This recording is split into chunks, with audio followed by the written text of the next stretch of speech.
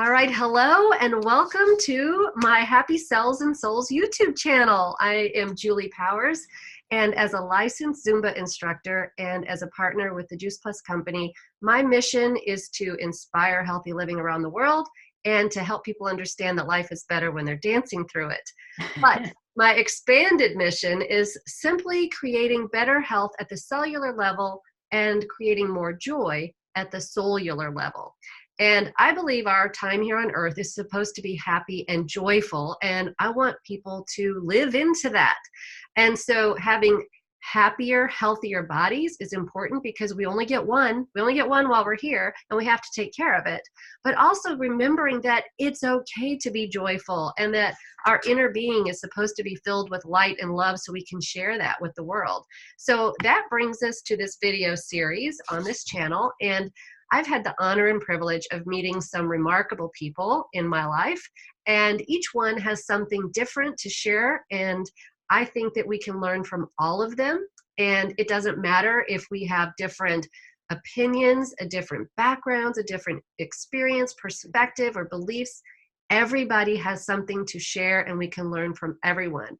And so today, I think that we can learn a lot from my friend Diane Burton, who I met a few years ago, and we've just been really good friends ever since. And Diane is a certified grief coach, a holistic cancer educator, a health and wellness coach for adults and children, and a TEDx speaker, as well as the author of a book called The Master's Masterpiece. But today, Diane, I would like for you to really focus on from bullied to bold, and how coming from a bullied childhood and a background in that has brought you where you are today, and how you have all this joy and happiness and light that you're sharing with the world. Julie, thank you so much for allowing me to be a part of this. And you know, what I have realized once I stepped away from being focused on my hurt and being a victim from being bullied, I realized there are a lot of people on this earth who have been bullied. And many of them won't say anything. And many of them they have a lot of fear in their life.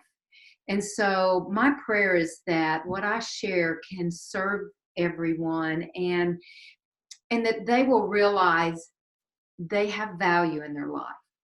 When someone bullies someone else, there's a lot of problems with the person doing the bullying. It wasn't me. It was that person having an issue.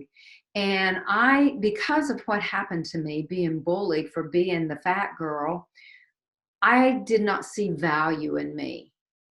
And that's one of the reasons I wrote my book, The Master's Masterpiece, is because I realized I'm very valuable, you're very valuable, everyone is valuable because God created us.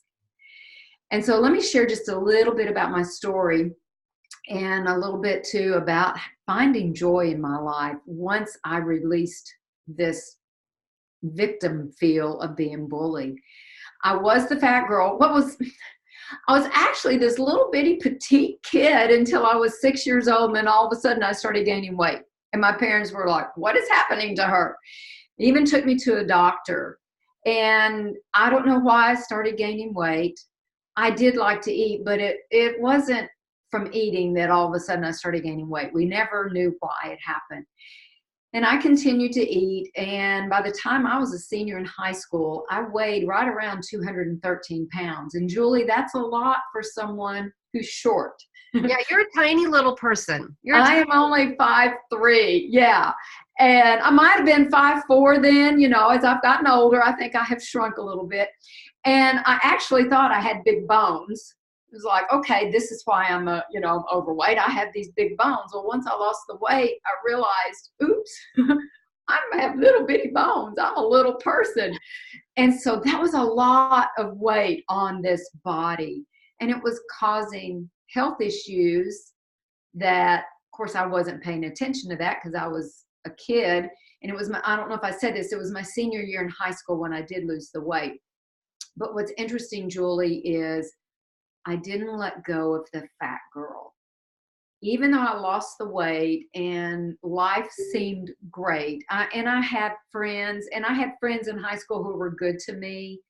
It's just that the people who bullied me, that's what stayed with me. And what's interesting is they bullied me once. I bullied me over 1,000 times.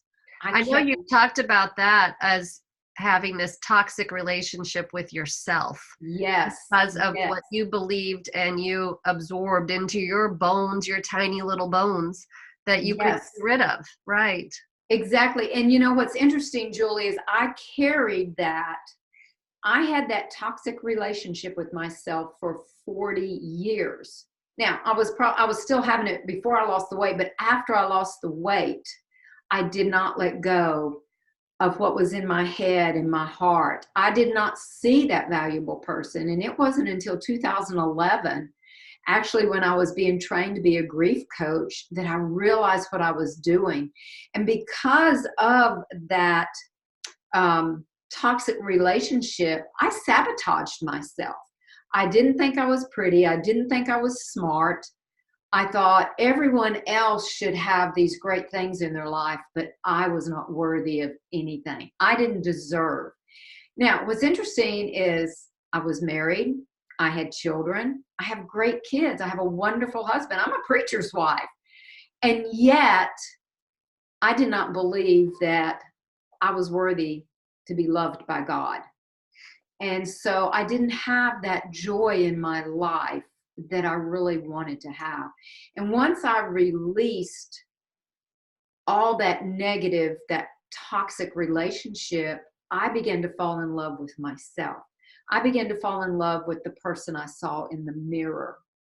And so instead of constantly beating myself up, I would look in the mirror. Okay, I'm looking straight at myself, and I would find fault with my eyes, my ears, my nose, everything.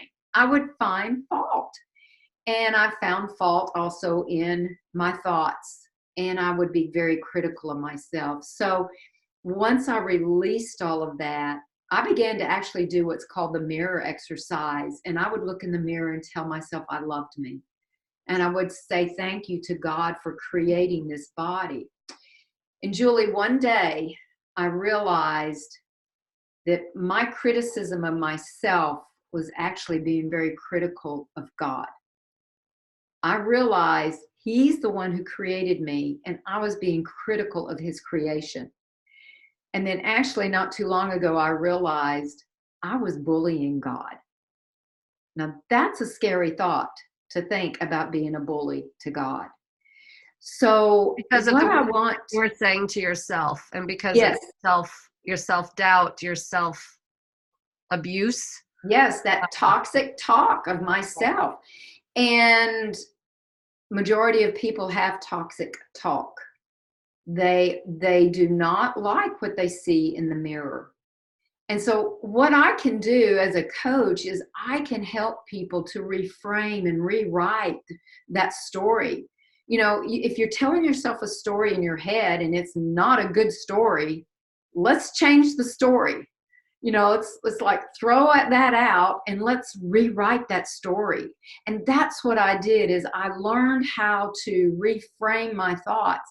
I learned how to take how people treated me, and which was a mess. I had myself as a mess, and turn that into a ministry. And so it is so wonderful to be able to share with others and to watch others let go. And you see, when you hold on to those things, it's like having a beach ball stuffed down. You're hanging on to stuff. It's like drinking poison. That beach ball is going to burst out one of these days, or that poison will kill you. And it is so true that our negative thoughts can cause disease. And Absolutely. Absolutely. absolutely. There are so many diseases out there, and cancer being one of them. Stress kills. Stress and negative talk can kill a person. A negative thought is more dangerous than a germ because of what it does to the body. Right. It releases all that cortisol, the stress hormone, and it changes Yes. the chemical structure in your body and all those things that fight, flight, or freeze Yes. reaction, and that we shouldn't always be in that fight or flight, kind of thing. So I would love for you to just sort of talk about the way that you help people release again, by accepting that they're worthy and that we all have permission to be joyful. Because I really feel like a lot of people, especially in today's world, they don't accept compliments. I'm learning to accept compliments. I'm more of a giver than a receiver. And so things like that have been kind of a challenge for me. And so even something simple like that, but even to wake up and say, this is a joyful day. Today, I am going to be the best version of myself because I matter. Things like that, I think, really change a perspective on a day. But maybe you have some other tips that you can share in just a couple of minutes. All right. Julie, when we can make a choice to look for the lessons, the blessings, and gifts in every situation in our life, you'll find them. And gratitude is huge. When you can find gratitude in everything, and I know some people are saying, yeah, but you don't know what's going on in my life, and you don't know the things that are happening. No, I don't. I know things that are going on in my life. And by praying about it, journaling, and asking God to show me, help me find that gift. God, help me find joy in everything.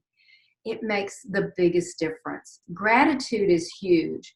And the thing is, as I mentioned earlier, take what's going on in your life, find that lesson, blessing, and gift, and then go serve others. That's what we're supposed to do.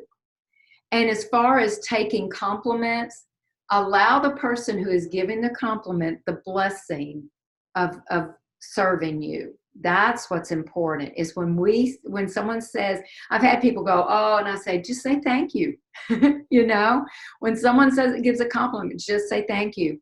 And so real quick, this is my book, themastersmasterpiece.com. You can find it on themastersmasterpiece.com.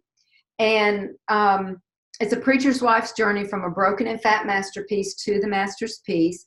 And there's also a companion journal, and it's a 40-day journal, because there's 10 chapters. Each one is a question with 4 answers, and so an answer a day, and you would have a 40-day devotional. Well, I appreciate you coming on and talking to whoever's watching today, because I think that every one of us has moments in our lives where we look in the mirror and we find the fault. Yes. As I get older and older, and I bought a 10-time magnification makeup mirror, I find more faults because they're bigger. Just remember that people are not looking at you through magnified eyes. I know, that's what my husband said. He said, we don't have 10-time magnification eyes. And I'm like, exactly. Thank goodness, right? But I really have found that for myself, finding more joy in me allows me to give more to other people. Exactly. And I think that that's where people get stuck, is that they don't allow to love themselves. They don't allow joy in their lives because they believe they're supposed to just be giving it to other people. But as we know, we cannot give anything that we don't have. So, and Julie, yeah, we're told in the Bible, love your neighbor as yourself. And when you don't love self, how can you love others? And so that's just a realization for everyone. You've got to love yourself. You must take care of yourself. When you're on the airplane, you put the oxygen mask on yourself first. right. Take care of yourself so you can give to others, so you can love others and be there for others. And as you're giving to others, don't give to others if it's going to cause resentment about that. Only give it if it's a joyful experience for you. Absolutely. You're not going to get stuck in that whole, hamster wheel of, I got to keep doing it. I got to keep doing it because I got to give. You gotta feel that it's where you're supposed to be, and it's what you're getting joy from yourself. Because so many people, they get that helper's high from giving to other people. So that's good. That's good. But if you're just like, oh my gosh, I can't do this one more day, then don't. Exactly. Take Do it for the right reason. Have the right reason. Have the love, and you'll be happy with it. You'll be joyful doing for others. Right. That servant heart. Well, I appreciate you, and I think that there will be some people out there who would love to have your book, and I will make sure that it is in the description of this video. And thank you so much, Diane. And thank you. And they can go to my website and message me on there. Go to the contact, and I'd love to hear from them. Thank you, Julie. Perfect. Thank you.